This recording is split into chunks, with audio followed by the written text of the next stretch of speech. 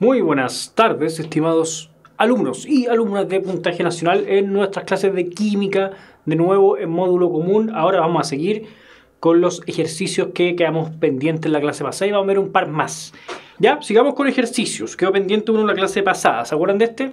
¿Qué volumen de agua se debe agregar a 50 ml de una solución 4% masa volumen de hidróxido de sodio, y ahí está su masa molar, para obtener una solución 0,5 moles por litro? ¿Alguien se acuerda de esta? ¿Alguien la tiene resuelta? Y si es que la estamos resolviendo juntos, ¿qué es lo primero que harían? ¿Qué es lo primero que ustedes harían a la hora de resolver este ejercicio? Que era, creo yo, uno de los más, si bien no era completamente difícil, teníamos todas las herramientas para resolverlo en base a las cosas que hemos explicado. Era uno de los que más complicaciones nos podía dar de todo el ensayo del modelo de EMRA que hemos visto hasta ahora. ¿Ya? Tengo dos opciones hasta ahora. Primero, Víctor Hugo me dice CB igual CB, cosa que yo comparto, pero tenemos un pequeño problema, que es lo que me dice don Sergio Díaz, que hay que reemplazar los datos en esta fórmula de masa-volumen. En el fondo, lo primero que hay que hacer es igualar las concentraciones. Yo tengo una concentración a la que tengo que llegar, que está en moles por litro, y tengo la concentración que dispongo originalmente, que es esta en porcentaje masa-volumen. Lo que me corresponde hacer es igualar, pues si voy a comparar estas dos cuestiones para aplicar el CB igual CB, lo que tengo que hacer es poner esto en la misma concentración. Yo les recomiendo llevar este 4% masa-volumen a molaridad. ¿Ya?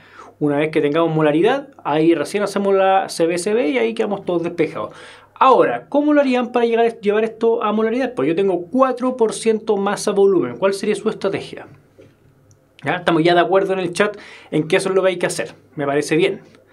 Daniela me dice lo mismo, que hay que primero llevar el masa-volumen y después hay que aplicar el CB igual CB.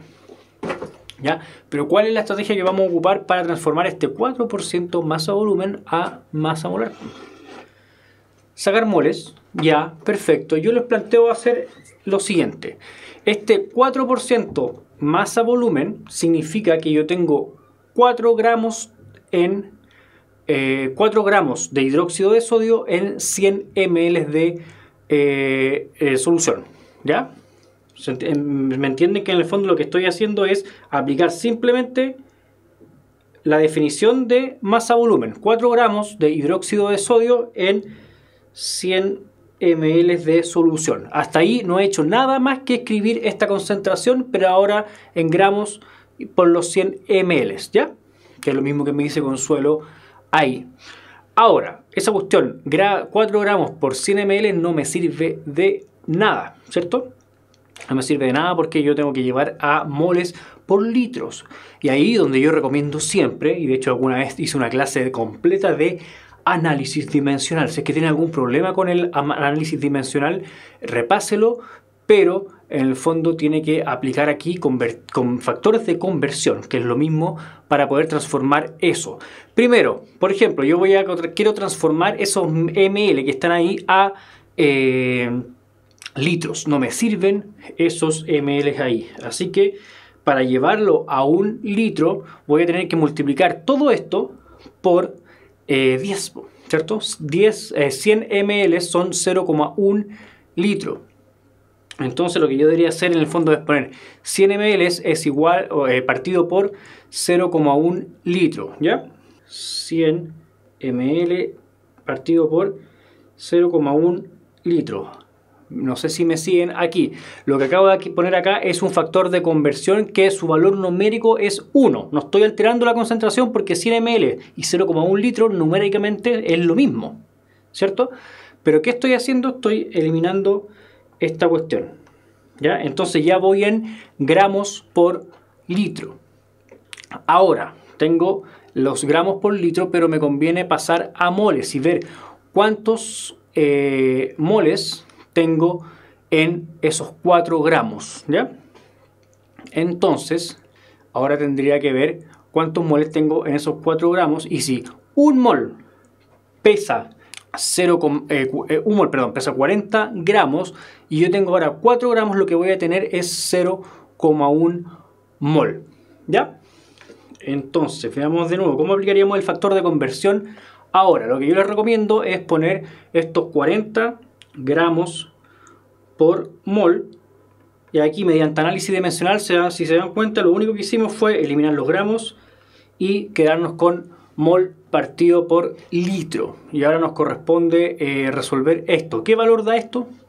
Sergio Díaz me dice regla de 3 simple también. Esto lo podríamos haber hecho mucho más rápido, pero lo hice básicamente para que se den cuenta que el análisis dimensional es un sistema que funciona. Aun cuando, si ustedes tienen confianza en su matemática y en haber hecho esto más rápido, también podrían haber llegado a eso, ¿ya?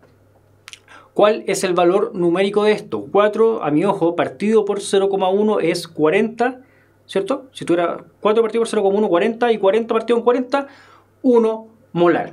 Esa es la concentración de la solución inicial, sin que le hagamos ninguna corrección, ¿ya? Sin que le agreguemos nada, esa es la concentración. Me pregunta Millaray, ¿por qué? ¿De dónde aparece este 40? Lo que acabo de hacer aquí es técnica de análisis dimensional, donde yo agrego, no sé si lo recuerda, factores de conversión.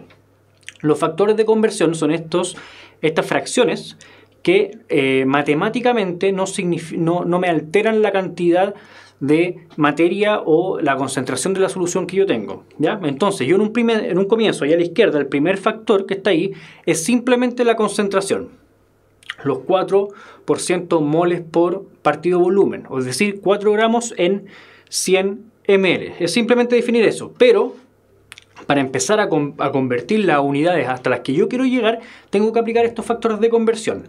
La gracia de estos factores de conversión, que eran estos que yo obtenía mediante este análisis dimensional, eso que yo le expliqué en esa clase, era que matemáticamente son una división en la que el numerador y el denominador en términos de materia o de volumen o de lo que sea son iguales. Por ejemplo, 100 ml es lo mismo que 0,1 litro en términos de volumen, ¿cierto? Si yo le digo pase un vasito con 100 ml o le digo pase un vasito con 0,1 litro, usted me está pasando lo mismo.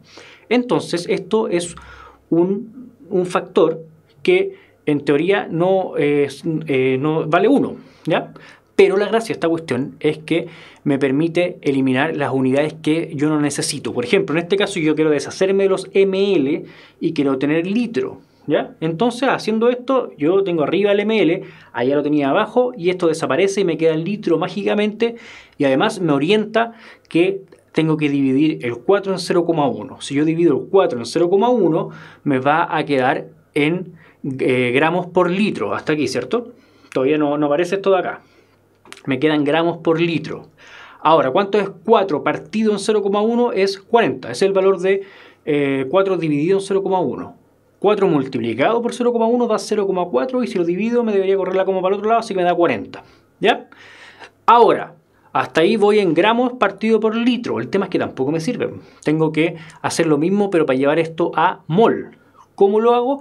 Ahí, donde dice la masa molar, esa masa molar es un factor de conversión que va a ser súper útil. ¿Qué me está diciendo esa masa molar? Me dice que 40 gramos de hidróxido de sodio son lo mismo, exactamente lo mismo que un mol de hidróxido de sodio, porque esta definición lo que hace es decirme que un mol pesa 40 gramos. Entonces a mí me da lo mismo decir un mol de hidróxido de sodio o 40 gramos de hidróxido de sodio. Son, en términos de materia, de cantidad de hidróxido de sodio, son exactamente lo mismo, por lo cual este factor de conversión tampoco me altera las cantidades, pero sí me indica que si yo pongo el mol arriba y los 40 gramos abajo, voy a poder eliminar los gramos y además voy a tener la operatoria que debo hacer, que en este caso es dividir los 40 gramos por litro que tenía originalmente en los 40 gramos que quedan en el denominador. Y esto me da 40 dividido en 40 igual a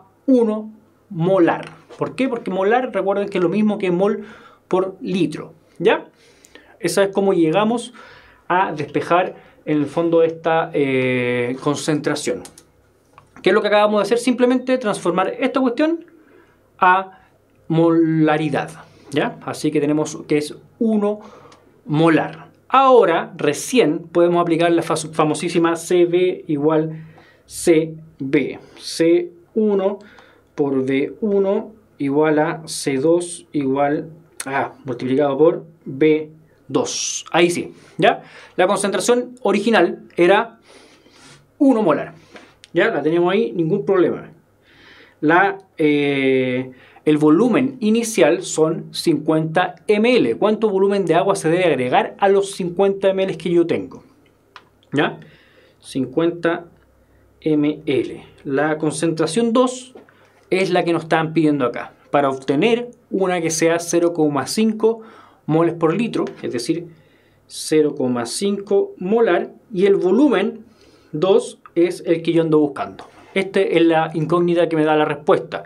Entonces, ahora recién vamos a despejar este volumen 2. Volumen 2 es igual a 1 molar por 50 ml partido por 0,5 molar. ¿Ya? 1 por 50 son 50 y 50 partido en 0,5 es igual a 1 partido en 0,5, 2. ¿Cierto? Siempre corríjanme con mi matemática que hago el ojo. Cuando yo resuelvo la PSU, todas estas operaciones las hago con lápiz y papel, porque uno se equivoca, ¿ya? En este caso, si es que el ojo no me falla, esa cuestión da 2, ¿cierto? Porque, no, perdón, da 50 partido, da 100, ¿cierto? Estoy en el fondo multiplicando por 2 debido a que estaba dividiendo por 0,5. Entonces me da 100 ml. Este es el volumen final. A esto tengo que llegar. Pero yo ya tenía 50 ml. Entonces me preguntan, ¿cuánto debo agregar a los 50 ml para llegar a 100 ml? 50 ml. ¿Cierto? 50 más 50 igual 100. Así que es la C. ¿Ya? Ernesto dice que les dio de una forma demasiado distinta, pero muy, muy distinta. Puede ser. Recuerde que no hay, a veces hay más de una forma. Me preocupa así que si es demasiado distinta, como dice usted, sea la forma correcta. Así que si me pone resumidamente cómo lo resolvió, podemos pegarle una revisada. Pero hay más de una manera de hacerlo. Y esta vuelta, por ejemplo, que yo me di la vuelta larga para explicarle que esto resulta, ¿ya? Y esto es un método súper seguro para poder despejar y convertir unidades, ¿ya? ¿Hay formas más cortas? Sí. Claro que sí, ¿ya? Veamos esta. En la siguiente tabla se muestra la masa de glucosa y la masa de agua que componen diferentes soluciones. Y tenemos tres soluciones, la masa de glucosa y la masa de agua. Al respecto, ¿cuál de las siguientes opciones presenta las soluciones ordenadas de menor a mayor con respecto a su temperatura de ebullición? Primero que nada, alguien que me ponga en el chat de qué depende la temperatura de ebullición en este caso. Porque de agua. El agua hierve a 100 grados Celsius. Concentración, Pipeño me dice. Arión me dice de energía. La cantidad de soluto. Valentina me dice la cantidad de soluto.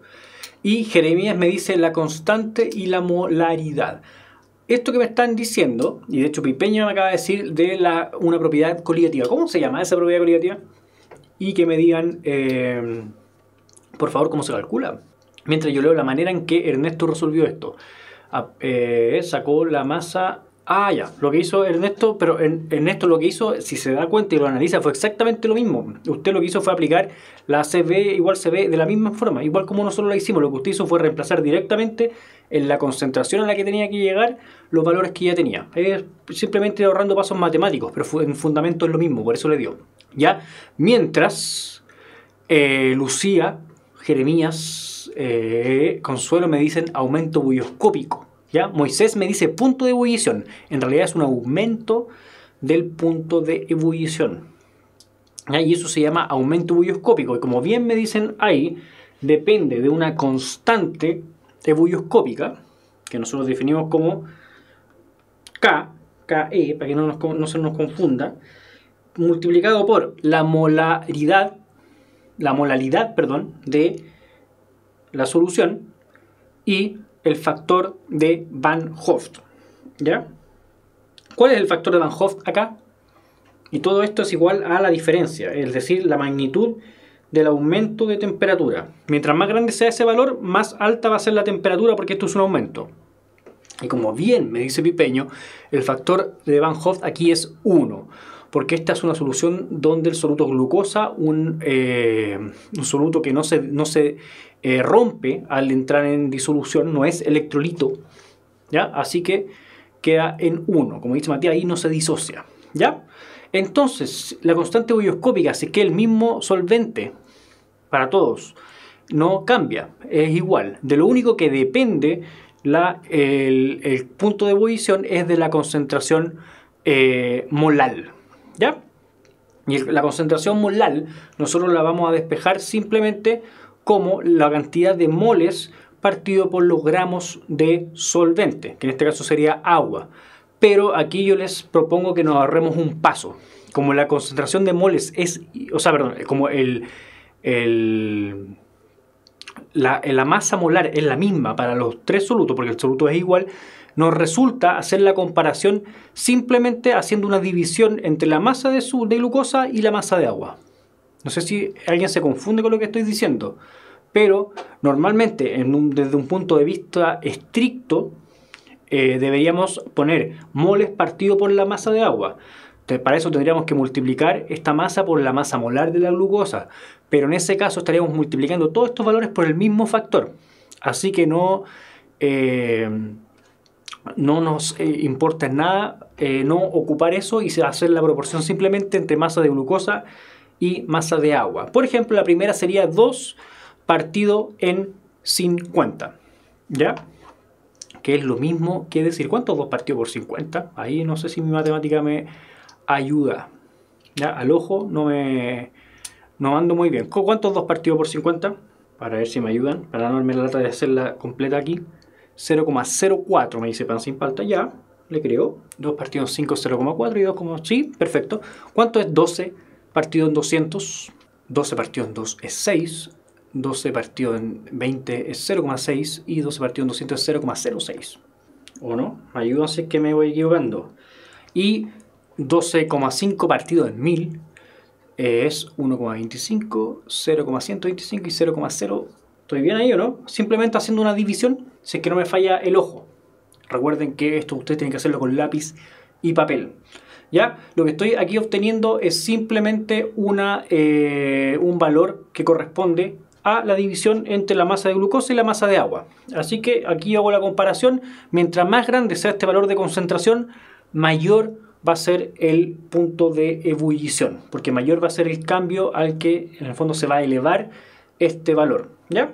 Entonces simplemente ahora nos corresponde ordenar de menor a mayor.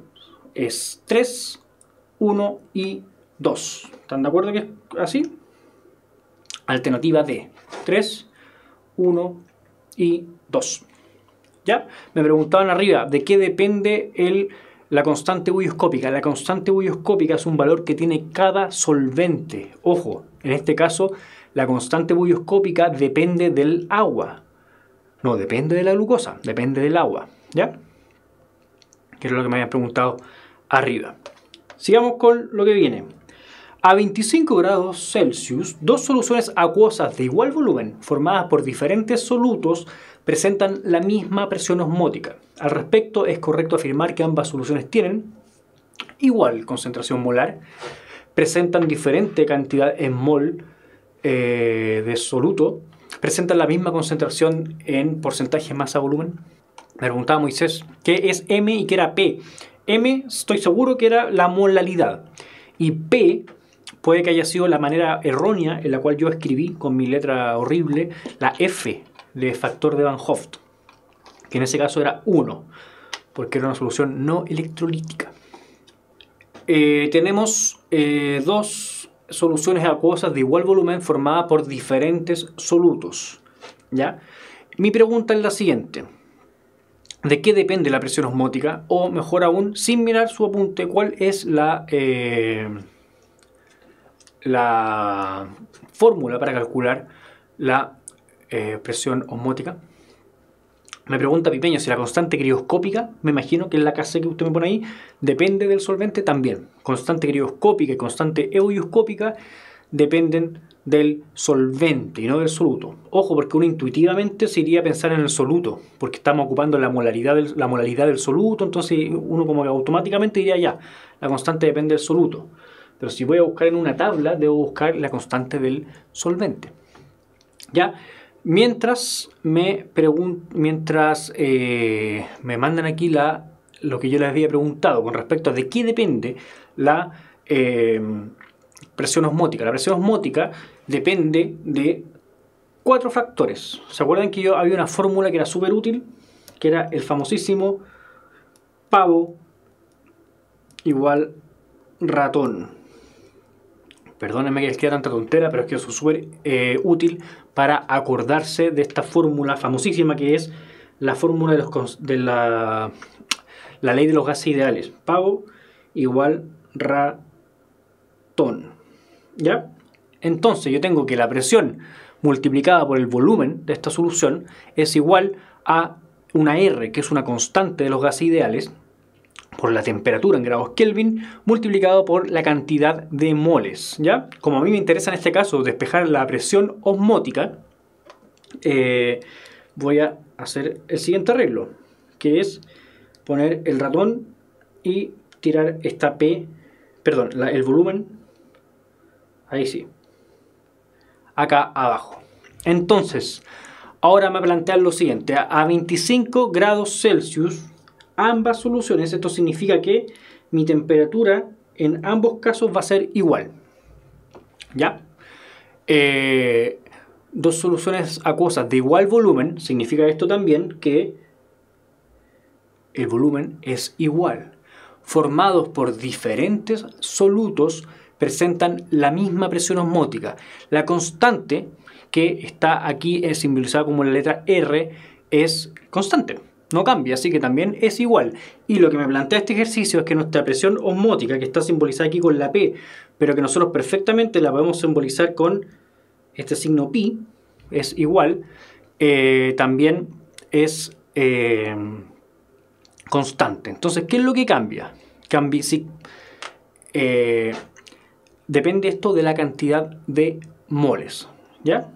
Entonces me van a preguntar lo siguiente: si es que presentan la misma presión osmótica y están formadas por diferentes solutos, ¿es correcto afirmar que ambas poseen la misma concentración molar? ¿Presentan diferente cantidad en mol de soluto? ¿O que presentan la misma concentración en masa y volumen? ¿Ya? ¿Presentan diferente cantidad de soluto? ¿Pueden presentar diferente cantidad de soluto?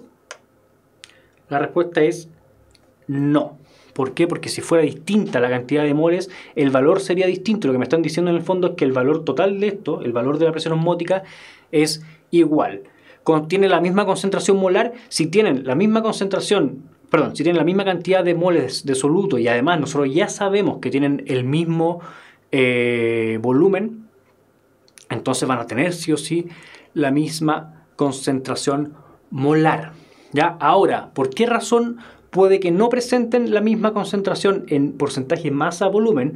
Porque si bien pueden tener la misma cantidad de moles y con eso dar el mismo valor de presión osmótica, esos moles pueden tener pesos distintos, porque estamos hablando de diferentes solutos. Por ejemplo, uno puede ser glucosa y el otro puede ser cloruro de sodio.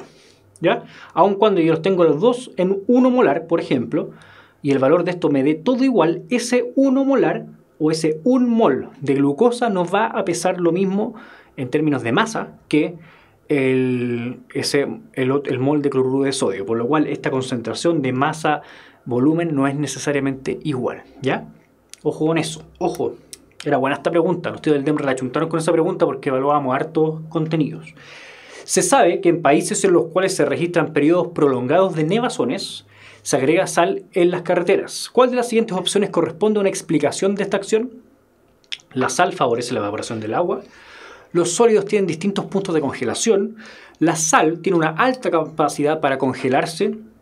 El agua tiene una alta capacidad para mezclarse con sales. Y la sal derrite el agua congelada. La alternativa correcta, la que es verdaderamente correcta, yo creo que no estaba acá. Si ustedes lo hubiesen dicho los tíos del DEMRE, ¿sabe qué? Estaban mal a las 5. Así que yo le voy a poner la alternativa correcta. ¿Qué le habrían puesto? Aunque hay acuerdo en que es la E. Estoy de acuerdo también.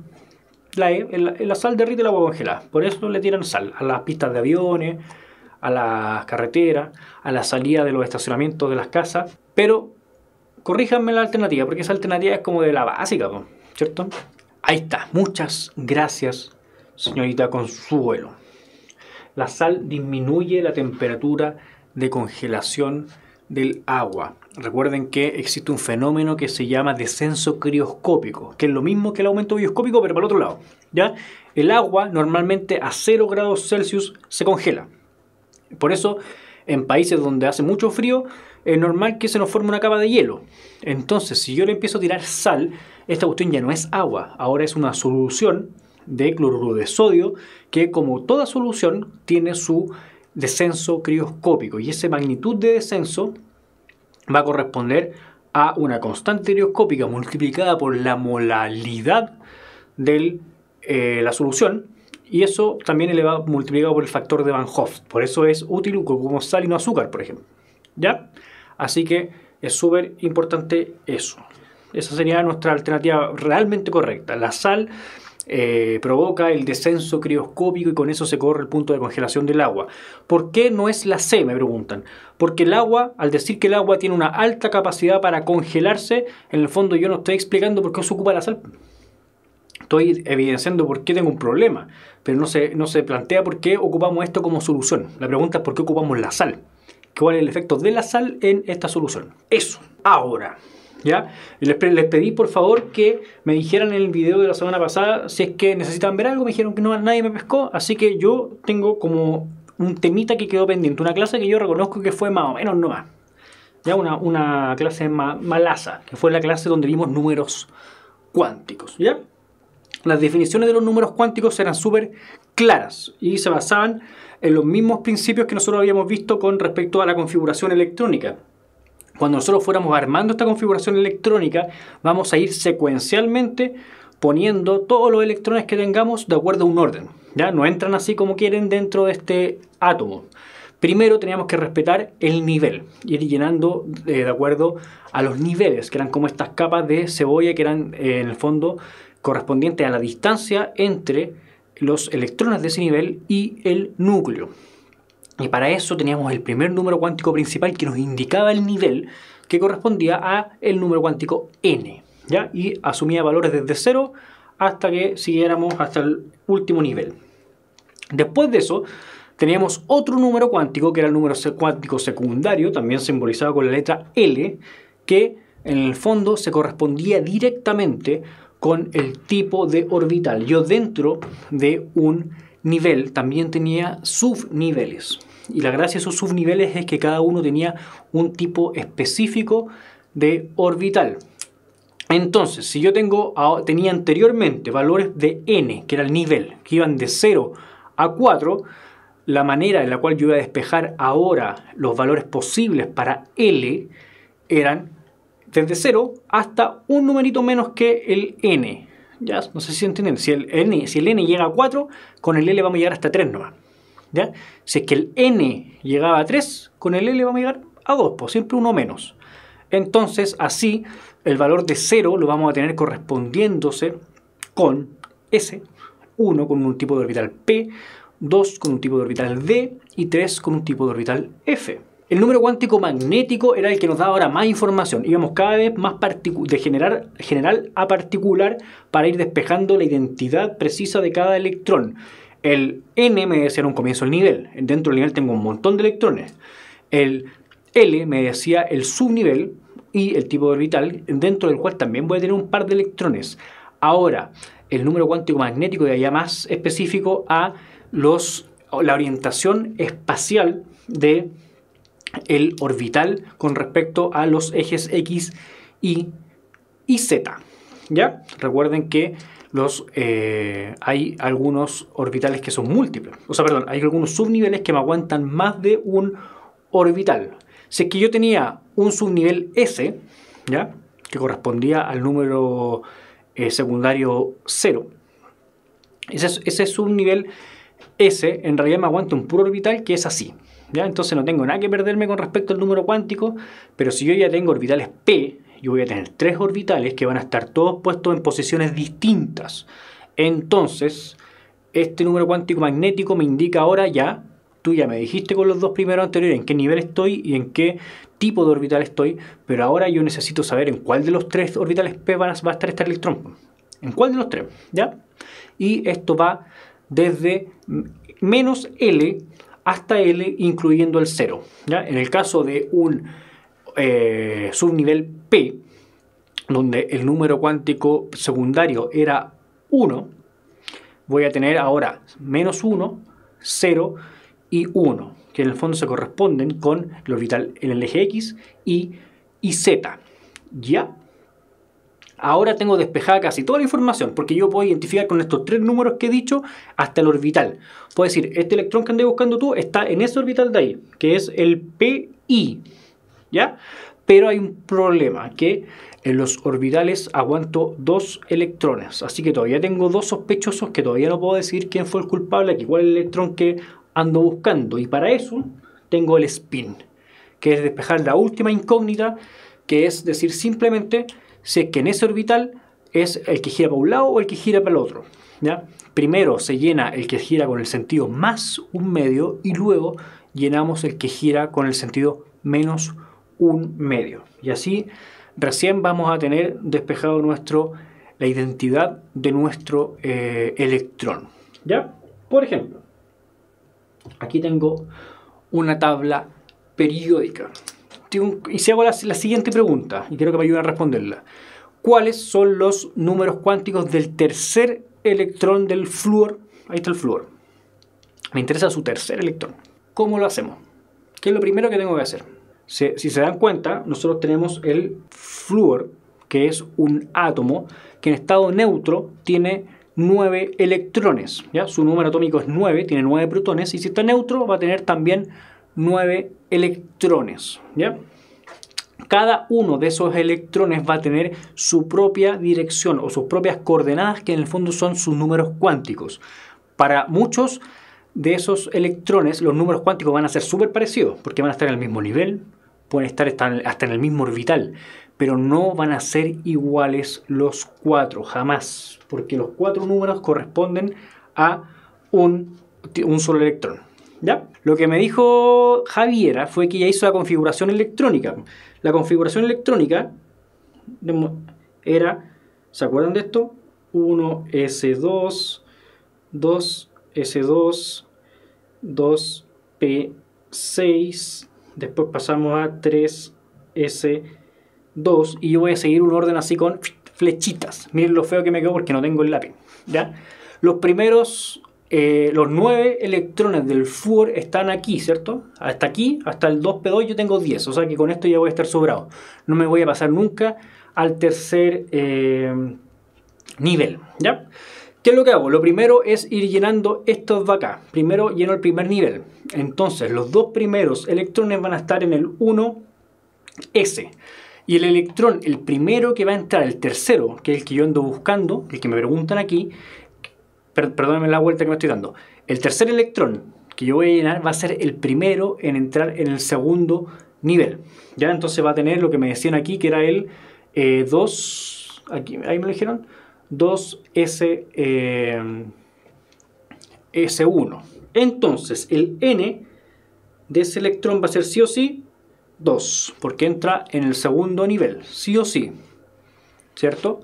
Ahora, el L va a ir, y el L nosotros sabemos que va desde 0 hasta un numerito menos que este, es decir que va desde 0 hasta 1, ¿ya? De hecho lo que me está indicando este L es simplemente si estoy en este subnivel o en este, por eso hay 2 valores nomás para el nivel 2, el 0 sería el orbital, un subnivel S, y el 1 sería un subnivel P. En este caso el L es 0, porque este electrón entró en el subnivel S, ¿ya? Ahora, el M, que es el número magnético, va desde L hasta menos L, y en el fondo, o de menos L a L, y aquí estamos en 0. Sí o sí, este va a ser 0, ¿ya? Y ya tenemos despejado el tipo de orbital, así que simplemente nos queda ver el spin, y como es el primero que entra en este orbital, se llena con un medio. Ya, estamos de acuerdo, ¿no? Javiera, estamos de acuerdo, con Consuelo, con Jeremías, y se me fueron para arriba el resto de las personas que están en nuestro chat. Pipeño dice que todos dicen cosas distintas. A lo mejor me equivoco yo, puede ser. Esto no es de un resto, lo hice yo. ¿Ya? ¿Estamos de acuerdo? En que N era sí o sí el segundo nivel. L es el ir desde 0 hasta n-1. En este caso nosotros tenemos la posibilidad de, en este nivel, encontrar el número cuántico secundario 0 y 1. ¿Ya? Recuerden que era n-1. 0 y 1. Pero como es el primer electrón, primero se llena el 0. Después m, en este caso, al ser un subnivel tipo S, al ser este valor 0, yo tengo las posibilidades de m que sean desde 0 hasta 0 nomás. ¿Ya? Y luego, como es el primer electrón en entrar en este orbital, voy a tener el más un medio. ¿Ya? Así que espero que estemos de acuerdo. Si se dan cuenta que cada uno de estos números cuánticos me está dando información cada vez más particular con respecto a ese electrón que me estaban preguntando. Este átomo de flúor tiene 9 electrones y a mí me pueden pedir el número cuántico de un electrón. En este caso me preguntaban por el tercero nomás. Y este tercero va a tener sus propios números cuánticos. ¿Ya? N me indica el nivel energético, L el tipo de subnivel, M la orientación del orbital en el subnivel y S simplemente el spin. ¿Ya? Les dejo pendiente, esta lo hacemos. ¿Les quedó claro? Díganme al tiro si quieren hacerlo del ion fluoruro. Hagámoslo ya, no seamos flojos. Ahora me preguntan, ¿cuáles son los números cuánticos del penúltimo electrón del ion fluoruro? Aquí está el flúor. Como ya lo decíamos, si está neutro, tiene 9 electrones para que ese número sea igual a los 9 protones. Pero el ion fluoruro no está neutro. El ion fluoruro, de hecho, se los presento si es que no lo conocen, es este F-. Es aquel átomo que es muy requete contra electronegativo que consigue aquel electrón que anda buscando y termina ionizándose. Se transforma en un anión. ¿Ya? Porque se roba por ahí un electrón. Entonces tiene un electrón más. Así que esta cuestión tenía 9 electrones en un comienzo, ahora ya no va a tener 9. Ahora tiene 10, porque ganó 1. Entonces su configuración electrónica va a ser 1s2, llenita la s2, que me quedó feo, estoy haciendo con el dedo. 2s2 y el 2p6 va a estar lleno también. ¿Ya? Aquí están los 10 electrones que yo tengo que llenar para este ion fluoruro. Ya no es un flúor con 9, ahora se consiguió el que le faltaba y tiene 10 electrones, tiene todo su nivel 2 lleno. ¿Ya? Ahora, tengo un tema con el penúltimo electrón. Yo ya puedo saber, de hecho, ya lo vemos aquí, que el penúltimo electrón sí o sí va a estar en el nivel 2. ¿Ya? El penúltimo electrón, de hecho, aquí nosotros también estamos viendo que va a estar en el con su L, un número secundario, que va a ser igual a 1. ¿Cierto? Teníamos dos opciones para el L. Podía ser 0 o 1. ¿Ya? Pues va desde 0 hasta n-1. N es 2, entonces va desde 0 a 1. ¿Ya? Entonces, tenemos que en este caso, este es 0 y este es 1. Nosotros ya vemos intuitivamente que por aquí anda el penúltimo electrón. Así que ese es el valor de L. Ahora, ¿qué pasa con M? Para M vamos a hacer una cosa distinta, que es ver cómo entran los electrones en nuestro último nivel, o el nivel de valencia en este caso. ¿Ya? Lo primero que nosotros vemos es que tenemos el subnivel S2. Así que, estando en ese subnivel S, estamos aquí en todo estamos en el nivel 2, ¿cierto? Estando en este subnivel S, tengo dos electrones que entran. Primero entra el que tiene el spin más un medio, y después entra el que tiene el spin menos un medio. Y con eso yo ya tengo listo dos electrones del segundo nivel. Los dos primeros no los estoy haciendo, los del 1s, ¿ya? Pero ¿qué significa eso? Que ya tengo dos aquí, tengo listos los dos de acá, y ya voy en mi cuarto electrón en este espacio. ¿Qué significa? Que me quedan 6 electrones para ir llenando. Para eso yo los voy a llenar aplicando la ley de la micro, ¿cierto? Este va a ser mi sexto, este va a ser mi quinto electrón, ¿ya? Con spin más 1.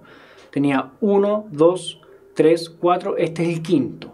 Ahora va a entrar el sexto, el séptimo, el octavo y el que viene ahora va a corresponder al penúltimo electrón del ion fluoruro. El ion fluoruro, como nosotros sabíamos, tenía el 10 electrones. Entonces ahora el que andamos buscando, que es el penúltimo, va a corresponder al número 9, que es el que está aquí en rojo, ¿ya? Y después me va a quedar el último de este ion, que va a ser el 10. Este es el que me están preguntando, ¿ya?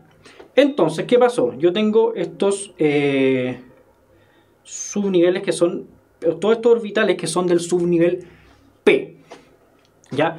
Si yo tengo L, que L es igual a 1, lo que me decía mi definición es que los valores de M van a tomar valores de menos L, es decir, menos 1 hasta más L, pasando por supuesto por 0. ¿Qué quiere decir eso? Que yo ahora tengo 3 orbitales y que cada uno va a tener su propio número cuántico. ¿Cuál de estos números representa al electrón que yo ando buscando?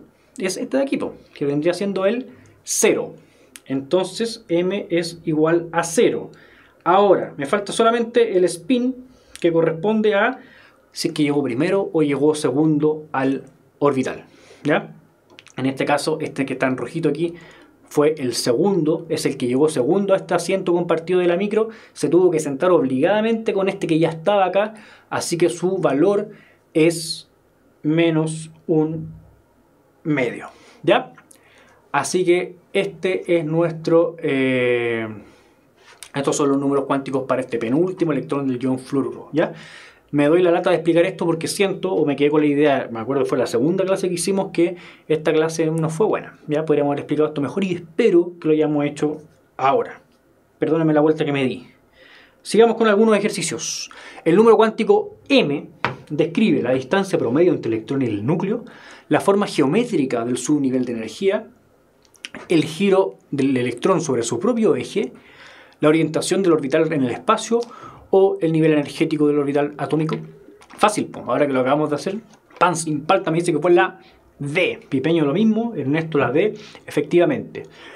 M corresponde al número magnético, que simplemente me dice si estamos en uno que está en el eje X, en el eje Y o en el eje Z. Así que la orientación espacial. Dentro de un subnivel, yo voy a poder distinguir los orbitales de ese subnivel, de acuerdo a lo separado que estén en el eje cartesiano, en el plano, no el plano, en el eje, en los ejes del espacio. Así que es el AD. ¿Ya? Respecto del sistema periódico, ¿cuál de las siguientes opciones clasifica correctamente al elemento cuyos átomos presentan Z igual 28? Ya no, ojo, terminamos ya el modelo DEMRE 2020. Ahora pasamos de otro año.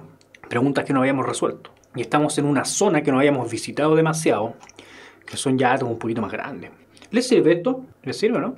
Está en la primera hoja, recuérdelo, de su PSU. Siempre la puede visitar. Siempre es bueno de vez en cuando ir a mirarla. La vida en general. 2019, por lo demás, es el año internacional de la tabla periódica. Se festejan 150 años de su creación. No se sorprendan que aparezca la pregunta de tabla periódica en el año de la tabla periódica. Ya. Me llegaron alternativas, pero no me han llegado ciertas estrategias. Y esto les sirve, ¿no? Ya hasta el 20 nomás. Y me están preguntando por el 28. Significa que mucho no me va a servir. Esto yo digo que les sirve. Esto sí. ¿Ya? ¿Por qué? Porque con esta yo puedo hacer lo siguiente. Voy a ver hasta dónde llego con los electrones de este átomo. En el nivel 1s yo tengo 2 electrones, así que si tuviera 2 electrones estaría listo con ese, pero tengo muchos más. Me quedan 26 más por completar. Hasta el nivel, aquí voy a tener 4 electrones, pues, sumando este con los del nivel anterior. 4. El P me aguanta 6, significa que hasta aquí voy a tener 10, ¿cierto? 12, 18 y ahora me tengo que pasar para acá abajo, ¿cierto? Respeten las flechitas siempre, me voy a pasar directo al D y ojo que iba a cometer un error. Voy hasta aquí, tengo 18, me paso para allá, tengo 20 y me quedan 8 en este de aquí. Si quise mal la cuenta, avísenme inmediatamente. Pregunta, si es que esta es mi configuración electrónica, yo llegué, mi último electrón quedó metido acá, en el 3D. ¿Cuál es el periodo de nuestro elemento de la tabla periódica? Porque esto es una duda completamente válida. Yo no sé si lo explicamos con claridad en las clases. ¿Cómo sé cuál es el periodo de este elemento en la tabla periódica? ¿Qué dirían ustedes? Porque tengo mi último electrón en el nivel 3. ¿Ya? Jeremías se la juega con que estamos en el periodo 4. Javiera me dice que estamos en el 3. ¿Ya? Y por eso es súper bueno este ejercicio, hay que aclararlo. El periodo de la tabla periódica es el periodo máximo donde yo llego a meter electrones. En este caso, si bien mi último electrón está en un nivel 3, en un subnivel D, el nivel que yo alcanzo a llenar con electrones es el 4. ¿Ya? Así que estamos en el nivel 4 de la tabla periódica. ¿Ya? Los elementos representativos eran aquellos que tenían su último electrón en un orbital S o en un orbital P. Los gases nobles eran aquellos que tenían llenos, completos los S y los P. Y que además su último electrón estaba aquí. Pero en este caso, el último electrón que yo lleno cae en un subnivel de tipo D. Lo que significa es que tengo un electrón, un elemento representativo cuyo periodo de la tabla periódica es el 4. Ya no era fácil este ejercicio, era la alternativa D. ¿Ya? Y como dato, si quieren saber el grupo en este caso, tenían que haber sumado los electrones que habían acá con los que alcanzamos a tener aquí, que si no me equivoco era 8 más 2. Y nos daba con eso el grupo de los elementos de transición. ¿Ya? Por algo puse este ejercicio, que yo creo que esto es una de las cosas que podríamos haber explicado mejor en las clases. También. Esto se lo explicamos. Esto sí. La atracción denominada puente de hidrógeno es un tipo especial de interacción dipolo-dipolo que se produce entre el átomo de hidrógeno y principalmente átomos de nitrógeno, oxígeno y flúor, litio, sodio, potasio, fósforo, azufre, cloro, boro, aluminio, silicio, berilio, magnesio, calcio. Aquí nos fuimos casi todos seguros, esto lo vimos. Era una definición, pregunta súper directa y súper de memoria prácticamente.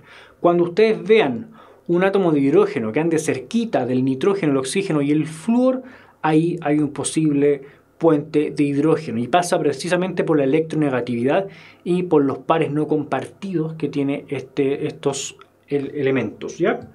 Casi de memoria. Gracias a eso se estabilizan las estructuras secundarias de las proteínas, gracias a esto se arma la doble hélice del ADN, ¿ya? Porque existen en esas moléculas estos átomos. Me puse muy biológico, parece. ¿Cuál de las siguientes moléculas presenta un mayor número de enlaces pi? Había que dibujar acá. Primero, ¿qué era un enlace pi? Esta pregunta era tramposa porque aquí es lo que no me gusta de los tíos del DEMRE. Yo los tíos del DEMRE lo intento defender, pero aquí no.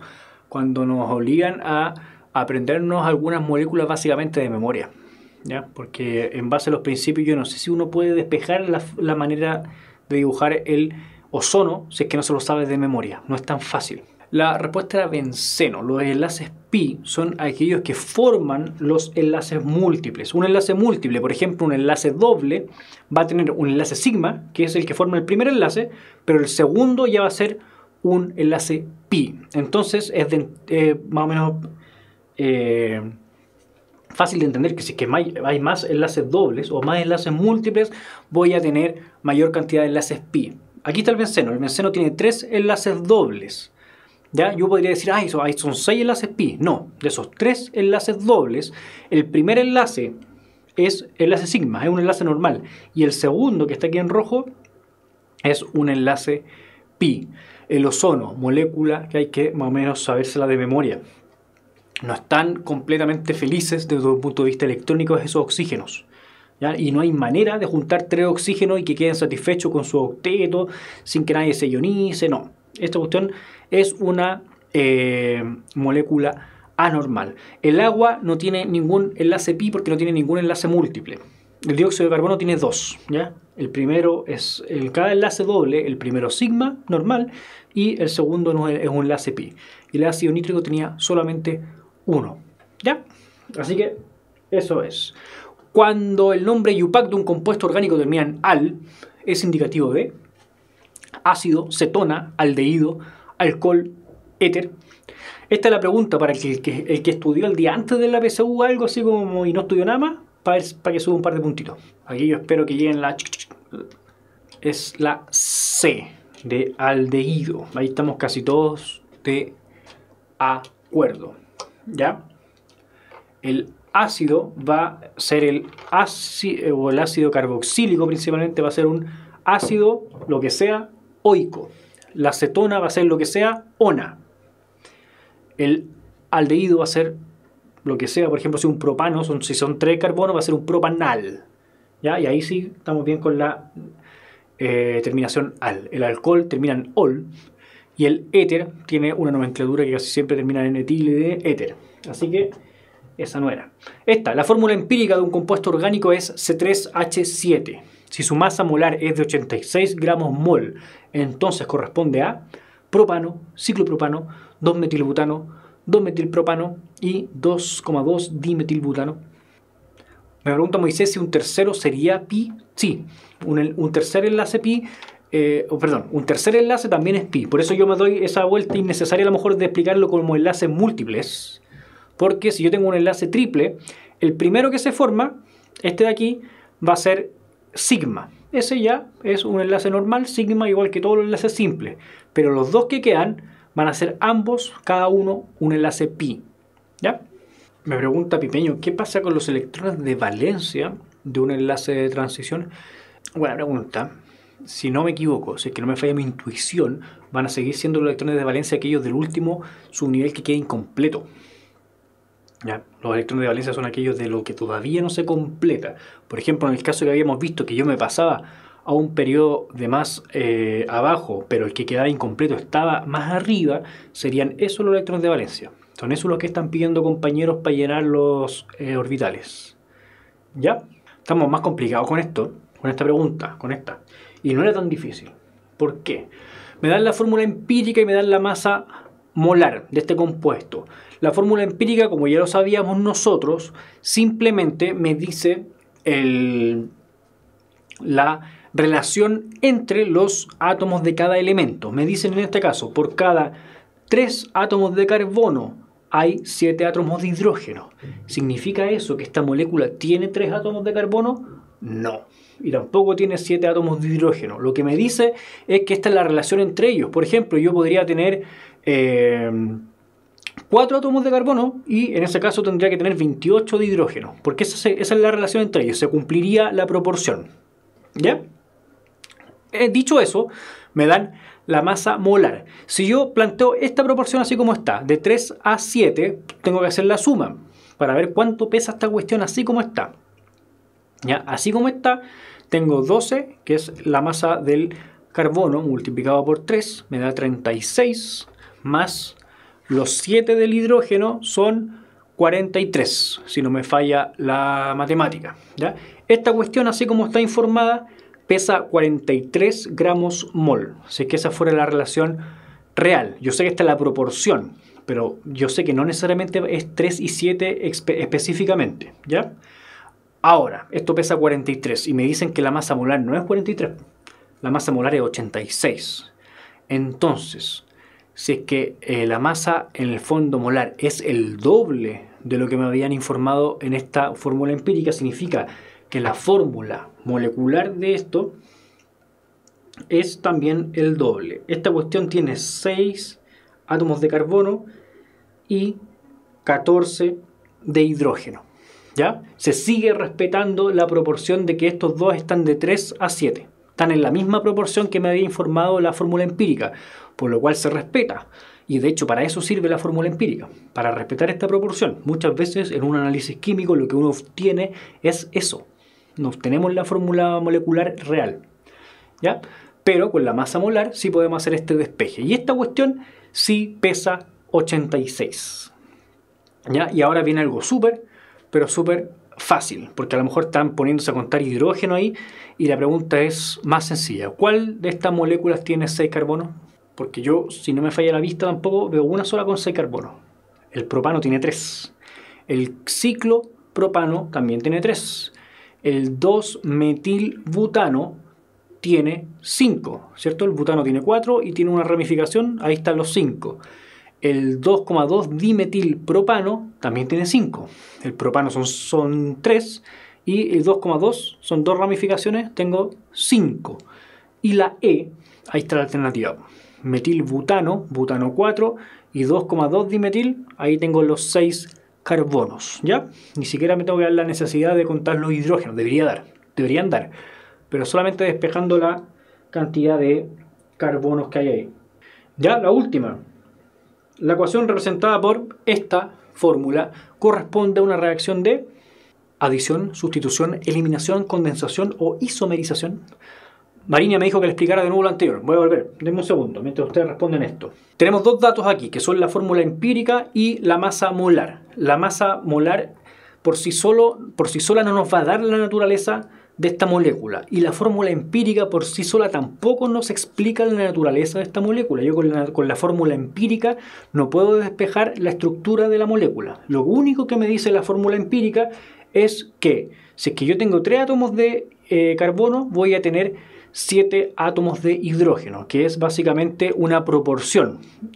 Cuando yo me encuentre con esta molécula realmente frente a frente y la mire, esta molécula no necesariamente va a tener 3 carbonos y no necesariamente va a tener 7 hidrógenos. La fórmula empírica era una proporción nomás. Esta cuestión puede tener 300 carbonos, por ejemplo, pero si tiene 300 carbonos va a tener que tener 700 hidrógenos, porque se tiene que cumplir esta relación. Esto es simplemente una relación entre los átomos de cada elemento, perdón. Entonces, esta fórmula empírica, que es la proporción mínima, la más chiquitita, tiene una masa molar que no se corresponde con la masa real, ¿ya? O sea, esto yo sé que pesa algo, que si yo hice la suma me da 43, si no me equivoco, y eso yo sé que no es la masa real. Entonces, esta no es la fórmula real, ¿ya? Esta es la proporción mínima, pero no es la fórmula real.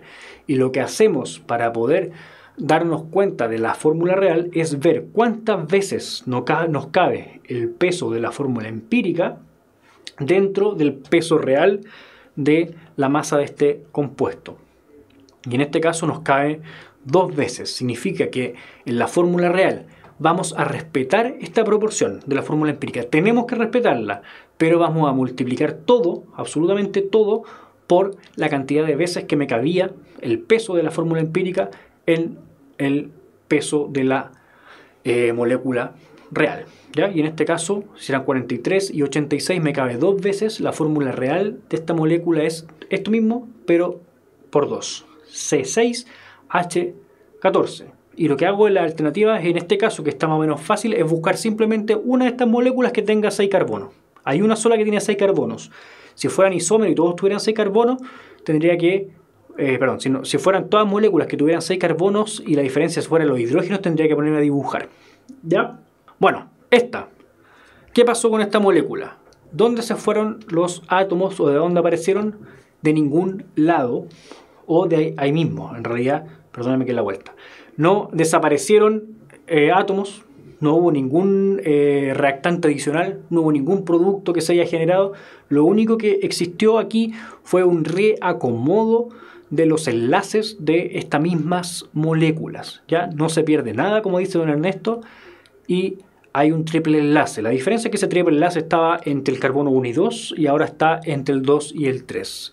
Se produjo un isómero, ¿ya? Aun cuando no sé si vimos esta reacción, uno por lógica entiende que no son ninguna de las 4 que vimos y es la producción de un isómero. Se cambiaron los enlaces, se ocuparon los mismos átomos, es un reacomodo entre ellos nomás, y eso se llama isomerización, ¿ya?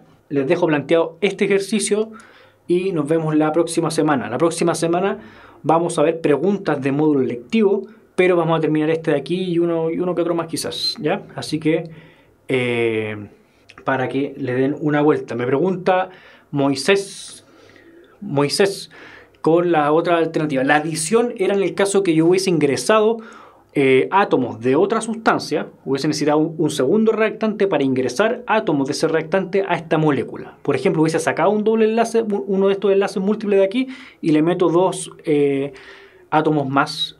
Eso sería adición. Sustitución es que yo hubiese cambiado algún átomo por otro que no está, que tampoco es el caso. Eliminación es que yo me hubiese desecho de algún átomo, de hecho de dos átomos, y hubiese armado un enlace múltiple, que tampoco es la alternativa. Y condensación es una reacción de polimerización, es que se hubiese juntado dos de estas moléculas eliminando un pedacito o un resto de átomos. ¿Ya? Así que esas son las alternativas. Si es que tiene dudas con esto, vaya a las clases de reactividad en química orgánica y a las clases de polímeros. ¿Ya? Eso. Que estén muy, pero muy bien. Chao, chao.